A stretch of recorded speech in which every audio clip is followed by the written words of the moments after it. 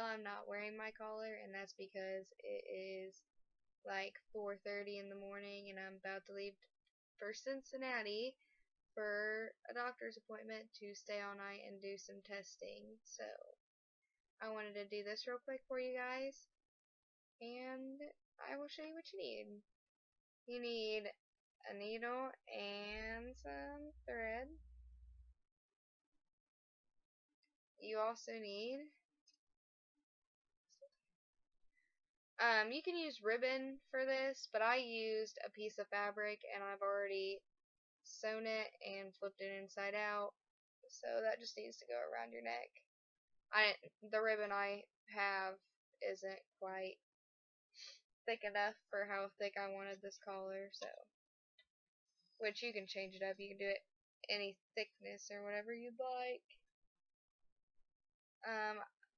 You also need some tulle, and it needs to be able to go around your neck at least about 1.5, 2 times. So yeah.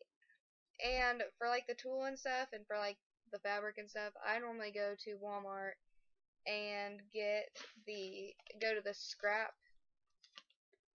like all the fabric section. There's like a little box of scrap fabric, and it is perfect for collar DIY things. So I have this done, the tulle, and now we can get started. Where are those fucking scissors? Oh, you also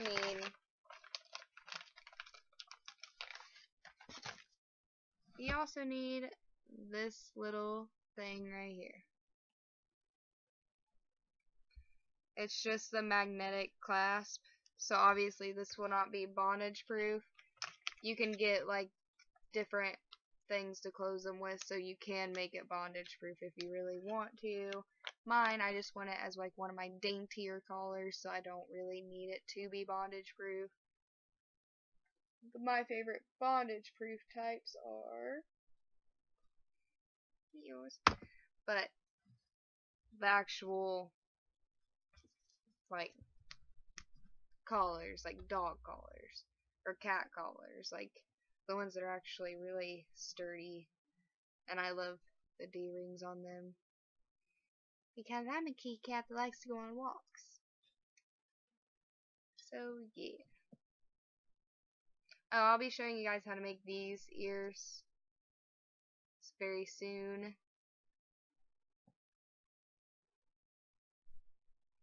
Really fluffy. But I like these ones personally. I like clips a lot better than headbands. Out of all the series, like these are 2 different clips, but this one I like the one clip because it is super easy. But that will be later on. Back to the collar. I am just gonna move you guys so you guys can see what's going on.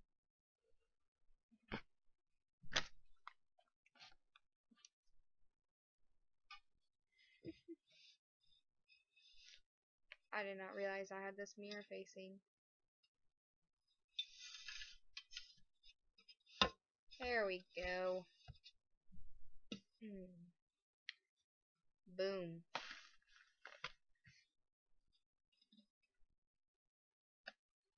I'm not gonna make you guys sit through this, like, all the sewing. I figured I'll show you guys a little bit, and then the rest shall be up to you. Because sewing takes forever. And, yeah. So I already got that done. Okay, what you're going to do with this, you can see I already have it, like, pleated a little bit right there. So you're going to just get that out of the way. So, you're going to take it,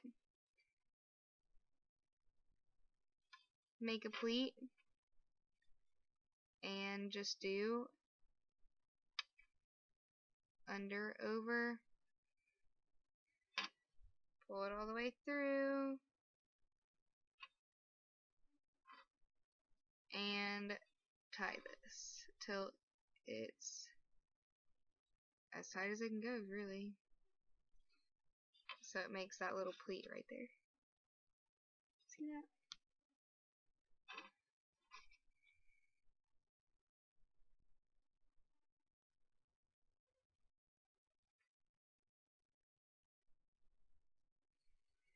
And you guys can do exact measurements if you feel the need to. Some people are really OCD about it, but I normally don't do exact measurements.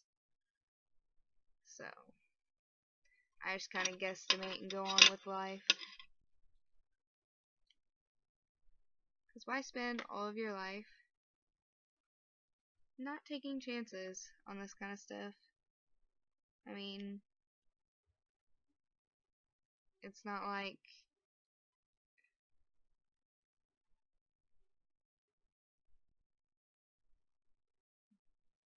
it has to look perfect. I mean, they're not going to see your whole neck at once. Make another pleat. And then in and out. Pull through. And again, tie it.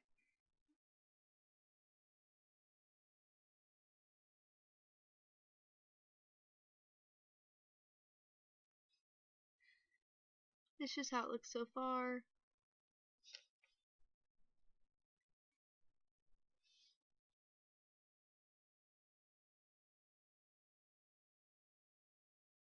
Alright, so this is it finished. And now here's the true test.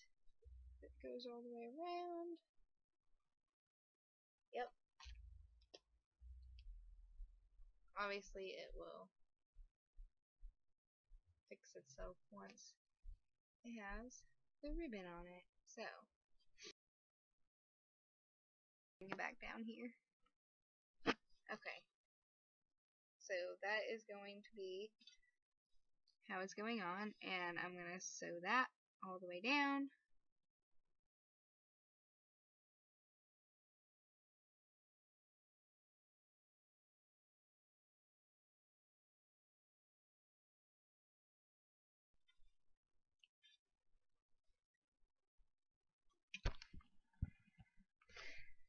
Okay.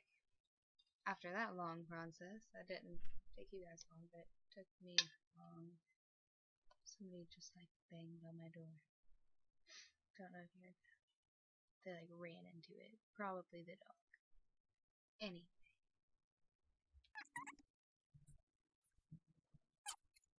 It all just depends. How was you cut yours?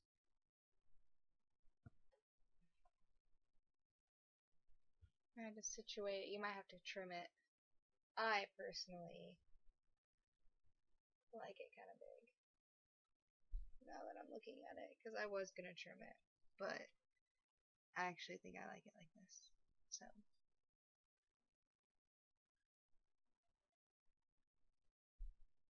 Yeah. I do. I personally like mine like this. You can trim it down if you want. You can make this smaller. Like, really, it's one of those things that you can customize yourself, and you can make it how you personally want it. That's what I love about collars. All that's left to do is get your little clasp, or however you're wanting to put it together. If you want to make this bondage proof, you can make this bondage proof. You can put a buckle on it if you want. You can put a regular clasp on it if you want. These are just for the little dainty cute ones. Like, you do not use this on bondage stuff. It will break. You will have to redo it. It doesn't work. I have tried. It doesn't work at all. I mean, they're not just gonna come apart. Like, you have to work to get them apart, but they're just not bondage proof. So, fair warning. If you do go to Walmart and want something bondage proof, get some eyelets, get a buckle, and call it a day. So yeah, we're gonna put this on here. I like to use even though this isn't matching my thread, this is a lot thicker than what I was using, and it will help with the clasp staying on, but again, it will never be bondage proof.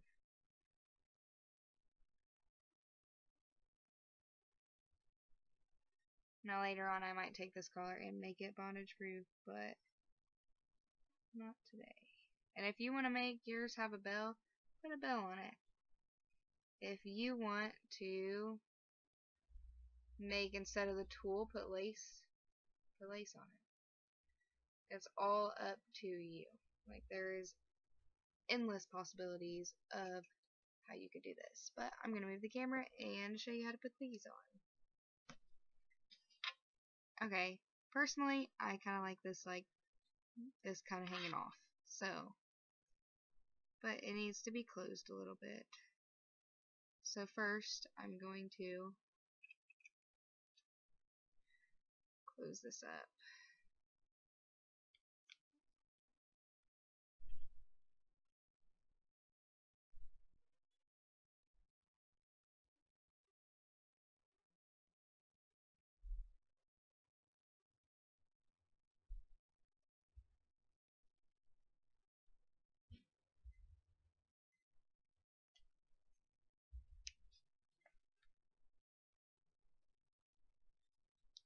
Okay, now just take your clasp and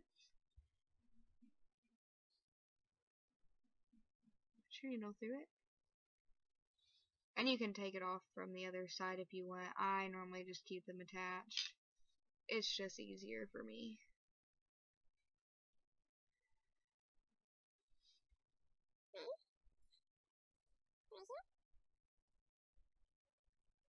You go back through the little magnetic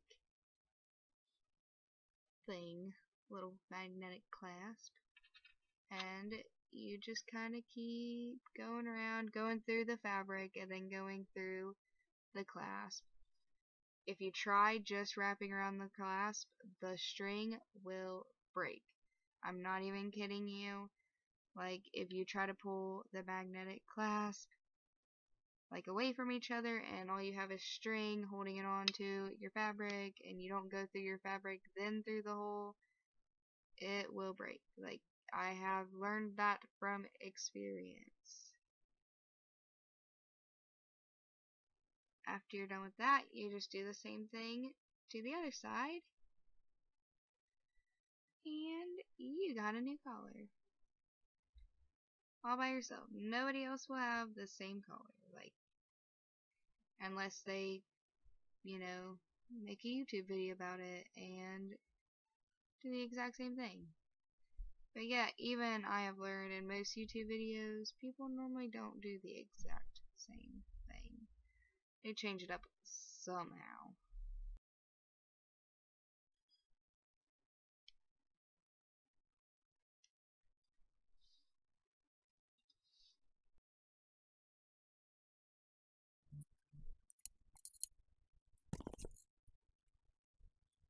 Ta-da! And I have actually made this one as well. This one's just a plain lace one, and it has the same little tubes. So it's just a plain lace one, but for it I made, because I knew I was going to be making more with those little clasp things, but I made a little universal bell and I just tied a little black piece of string on it, and I can put it right through here.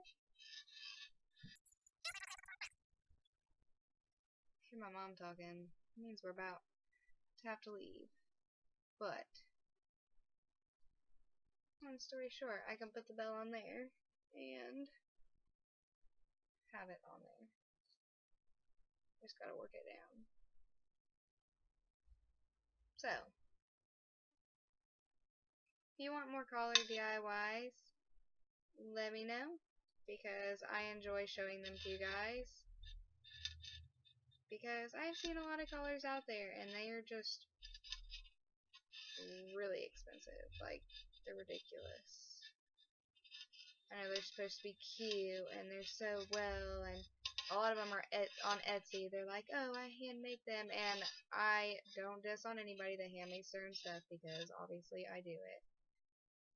But I'm not paying $30 for something that you just handmade. I know it wasn't worth $30. This, maybe, altogether,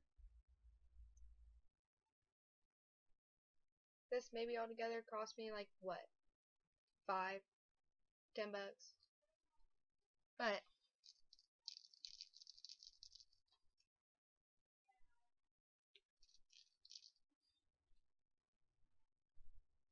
it's fun.